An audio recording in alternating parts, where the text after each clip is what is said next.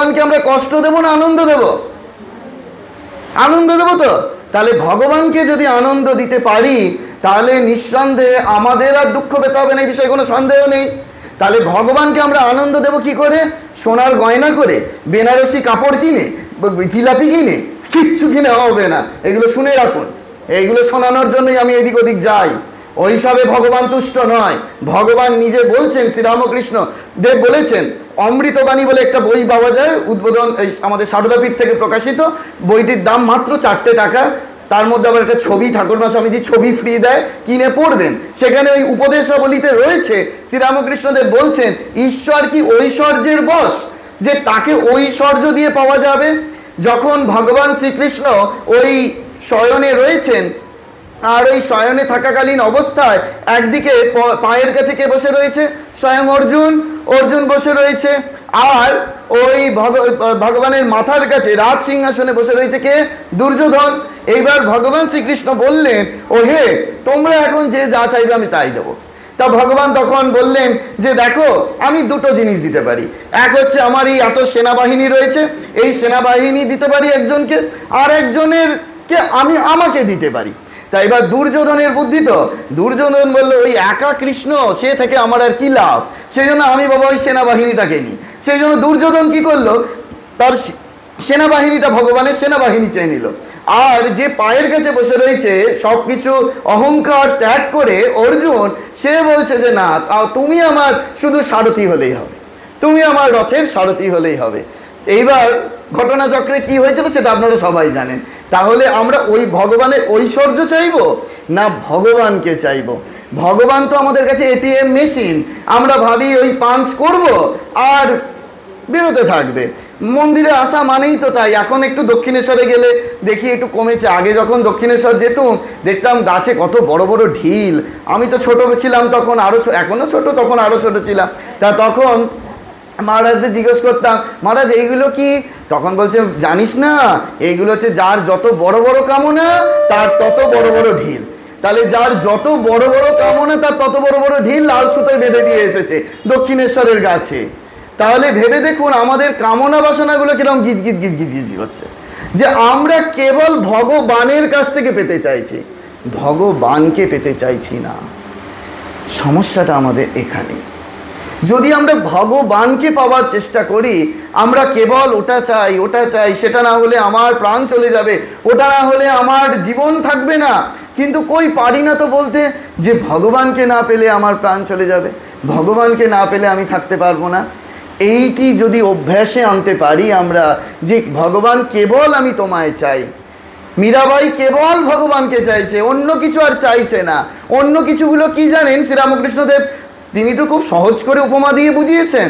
বলছেন এই বাকি জগতে যা কিছু রয়েছে না, সব হচ্ছে তার ভ্যালু হচ্ছে জিরো।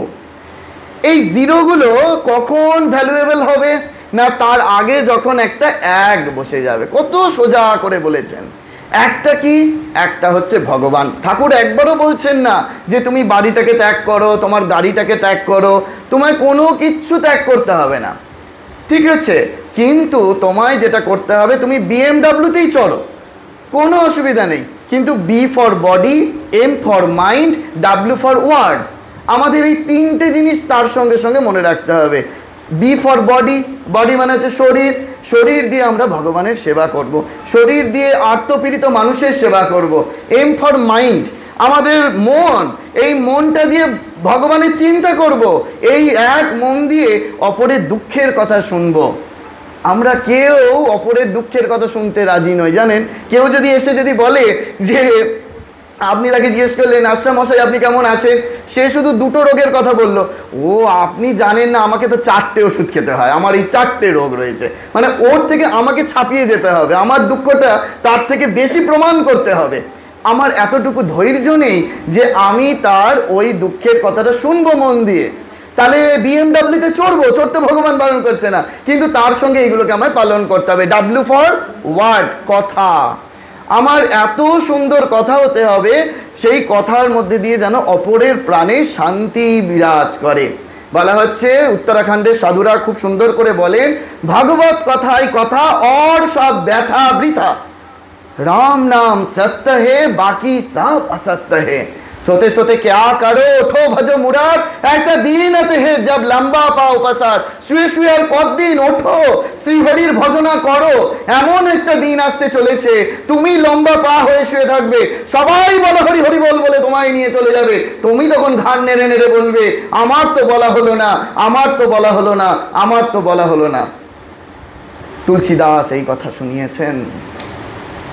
আমরা বুঝতে পারছি না যে আমাদের কোথায় চেতনার উন্মেষ ঘটাতে হবে। রবীন্দ্রনাথ ঠাকুর খুব সুন্দর করে বললেন, আমার চেতনার রঙে পান্না হলো সবুজ, চুনি উঠল রাঙা হয়ে, বাহিরের দিকে চোখ মেললাম, সুন্দর হলো সে। রামপ্রসাদ বলছে, আমার চেতনা চৈতন্য করে দে মা, চৈতন্যময়ী। শ্রীরামকৃষ্ণদেব আশীর্বাদ করে বললেন, আমি আর তোমাদের কি বলবো, তোমাদের আশীর্বাদ করি তোমাদের চৈতন্য হোক। এই কোন চৈতন্য? আপনারা বিখ্যাত গান জানেন, আমাদের গিরিশচন্দ্র ঘোষের লেখা। গিরিশবাবু লিখছেন, সেই জুড়াইতে চাই কোথায় জুড়াই, সেই গানের একেবারে শেষ লাইনে গিরিশচন্দ্রবাবু লিখছেন যে যে আছো চেতন ঘুমাইও না আর। কোন ঘুমের কথা বলা হচ্ছে? না, বলা হচ্ছে যে এই যে আমরা প্রতিদিন ঘুমোতে যাচ্ছি আর প্রতিদিন সকালবেলা ঘুম থেকে উঠছি, আমাদের জীবন থেকে একটা করে আয়ু ক্ষয় হয়ে যাচ্ছে।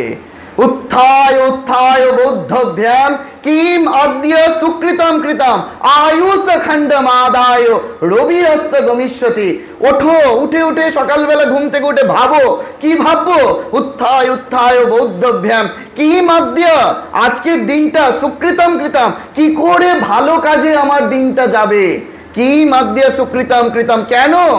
আয়ুষ খণ্ডমাদায়, আমার জীবন থেকে আয়ু চলে যাবে। কখন?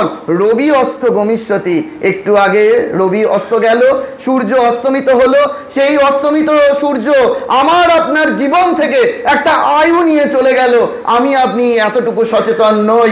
আমরা সুন্দর করে জন্মদিনের পার্টি সেলিব্রেশন করছি, মোমবাতি নিভিয়ে জীবনকে অন্ধকার ডেকে আনছি।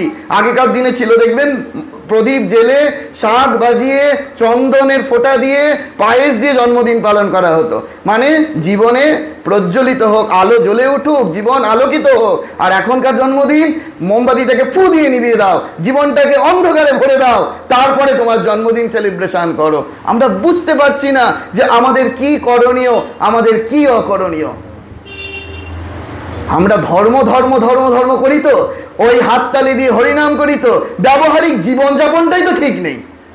এই ব্যবহারিক জীবনযাপনটা আগে আমাদের ঠিক করতে হবে, ডে টু ডে লাইফটা আমাদের ঠিক করতে হবে। তারপর আমরা গীতা পড়ি, চণ্ডী পড়ি, যা খুশি পড়ি না কেন, তবে তো তার সার্থকতা।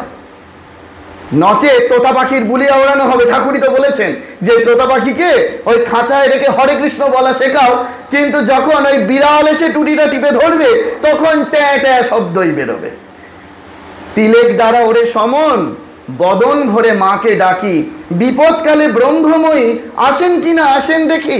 রামপ্রসাদ বলছেন, যখন সেই রামপ্রসাদকে নিয়ে যাওয়া হলো বলিদানের জন্য, তান্ত্রিকেরা নিয়ে গেলেন, তখন সেই রামপ্রসাদ হাড়ি কাটে মাথাটা ঢুকিয়ে দিয়েছেন। ঢুকিয়ে দেওয়ার পরে বলছেন যে আমায় একটু সময় দাও। কেন? তখন ওই গান রচনা করেছেন রামপ্রসাদ, বলছে তিলেক দ্বারা ওরে সমন বদন ভরে মাকে ডাকি, বিপদকালে ব্রহ্মময়ী আসেন কিনা আসেন দেখি। তাই তো, যে করে আমায় আস তার হবেই সর্বনাশ, তবু সে যদি না ছাড়ে আমার আস, তবে তার হব আমি দাসেরও দাস।